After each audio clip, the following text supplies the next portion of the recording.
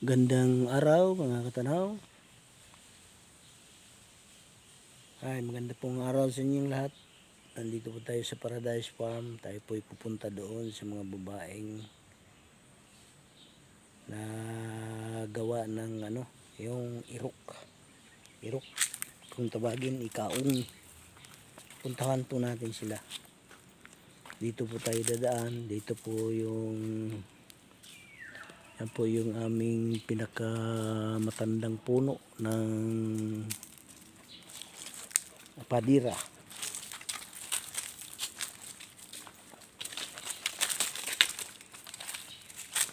Kat po tayo dito. Dito po ang daan yan. Papunta roon. Ito po yung hose namin na galing doon sa jack pump. Siya pong ginagamit nila, yung tubig sa jack pump, pang dilig doon sa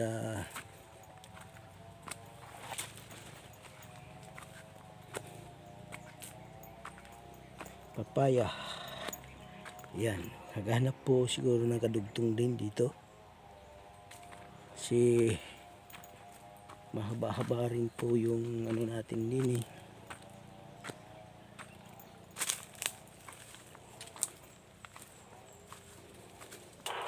Ano to?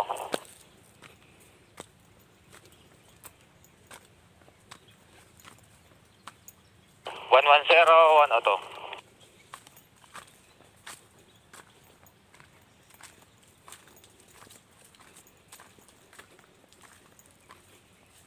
110, ano to?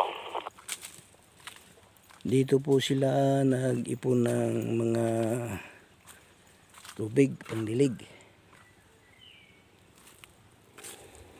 Yan, wala po.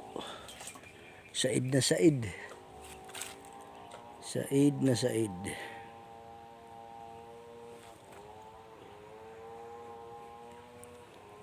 Yung mga dinidilig po kasi dito, kalamansi, papaya, mga bagong tanim.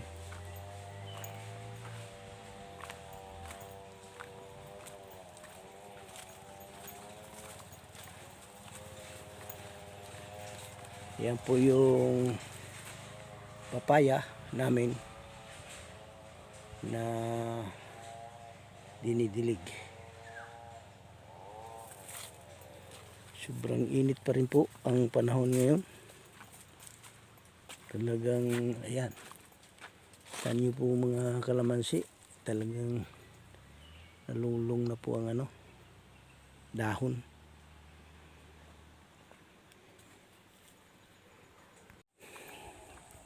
Ito po yung daan papuntang Tissue Uno. Yan po mga katanaw. Tuloy-tuloy lang po tayo sa paglalakad. Siguro dito mga 1/4 kilometer na lang siguro. Kulang-kulang siguro o kulang-kulang ang layo doon sa kubo na pinagpwestuhan ng mga babaeng naggagawa ng kaong.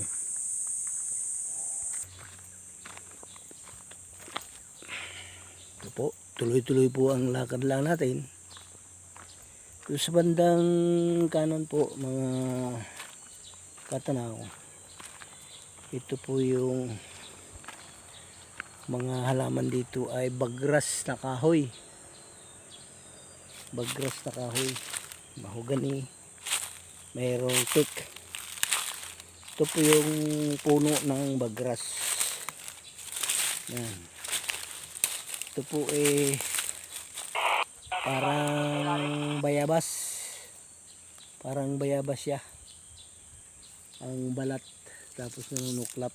Mayroon ho ditong matingkad pa ang kulay nito. Mayroong talagang pulang-pula ang kulay nito. Yan po, sa ibabang yan. Mahaba na po. Yan mahabang kahoy na po. Yan po ang bagras. Matibay din po yung kahoy pang lumber sa bahay. At wag ho lang maulanan siya, matibay. Pero pagka naulanan siya, hindi magtatagal siya sa pagka nabasa siya, hindi nagtatagal, nabubulok agad. Pero pag hindi, ang tibay niya. Tibay pa po yan sa o sa niyog. Dito naman po sa gawing kaliwa ko, yung nakikita po niyo yung mga poste, yun tinamnan po namin ng paminta.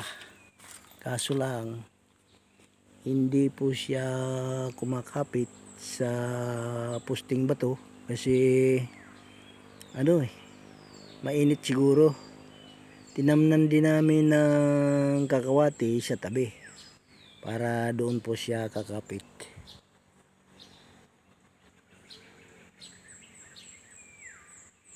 Dito na po tayo, malapit na po tayo sa ito na po yung tissue 1. Yan, tissue 1 po yan. Ito po yung boundary, pero ito bahagi pa rin ng lupa ni Bossing. Malapit na po tayo doon sa kubo na pinaglulutuan ng irok ng mga babae. Hindi siguro nyo alam mga katanaw yung irok na sinasabi. Yun ikaong. Tapos sinusungkit yun, nilalaga pa, pinipitas, nalaga, tapos susungkitin, bababad sa madami pong proseso. Tapos ito ilalagay, pwedeng ilagay mo sa, pwede mong matamisin, pwede mong ilagay sa halo-halo. Parang kuko dinata siya, parang kuko dinata pong aming langka. Baba lang, pero magulang na siya, magulang. Ito na po tayo sa kubo na pinaglagaan ng tropang mga babaysot. Yan. Ito po yung irok kung tawagin mga katanaw, irok kaong. Yun ipinipitas sa puno, tapos ilalaga pa po. Yan, ilalaga po nila. Diba, luto na? Pwede nang kumain. Wala na bang gatong doon sa likod? Nilalagyan lang po namin. Ayan pala yung hose mahaba Ginagamit po nila sa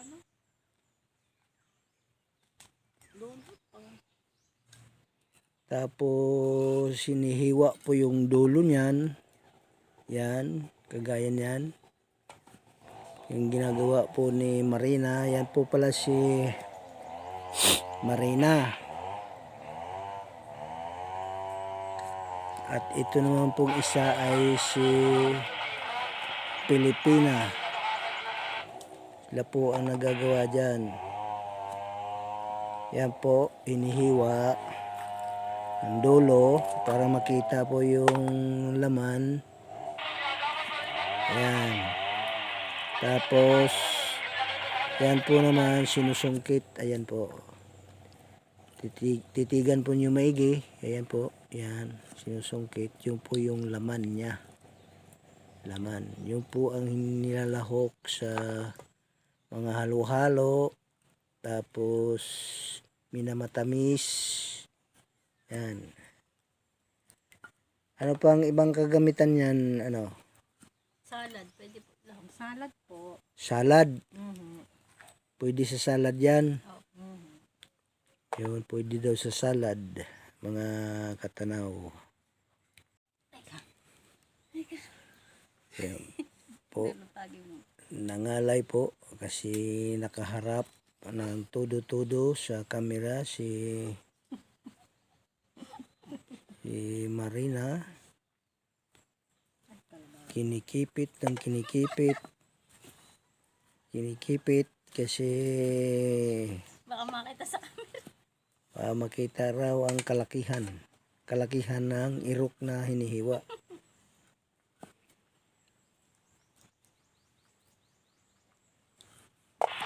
Wala na ibang nasungkit nyo. Nandun po Nandun na po sa house 2, sa house 2. House to. Nasa ilalim po. Hinuhugasan ho namin pagkaka. Ito po yung dating kubo na pinagawa ni Sir kay Hariboy. Kaso lang si Hariboy umalis kasi nagkasakit yung kanyang ina. Sulong anak yun. Wala nang ama. Ina na lang. Tapos nagkasakit yung kanyang ina ay siya po ang nag-aalaga. Kasi ang kanyang ina ay may sakit na diabetes. Tapos ano ba tawag yung malilimutin? Insomnia? Alzheimer. Alzheimer. Yun po ang ano, kung minsan daw nalakad na lang ng lakad, walang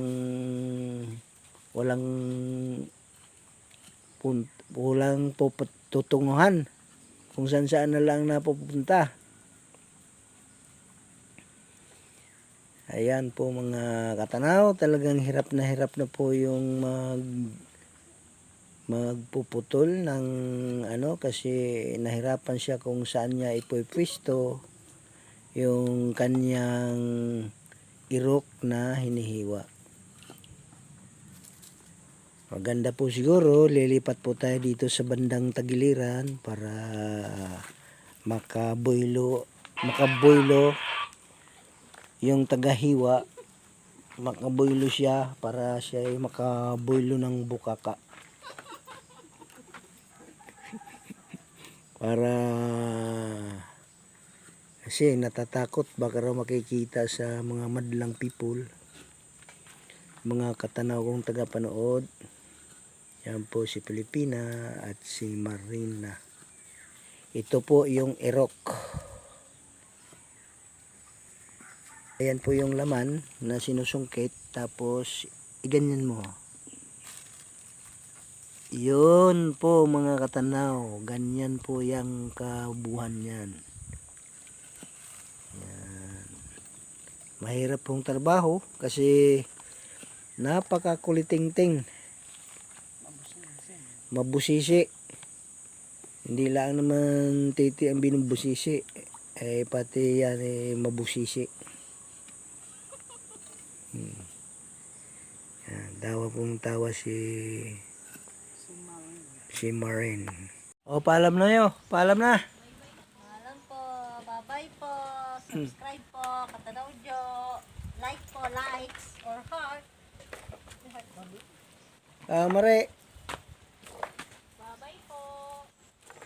Para bang malungkot naman. Panoorin nyo. Panoorin yung aray.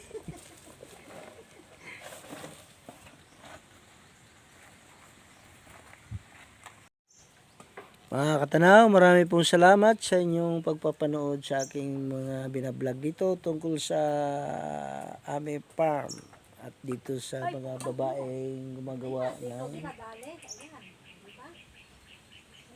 ayan po, nasugatan pa ata yung aking isang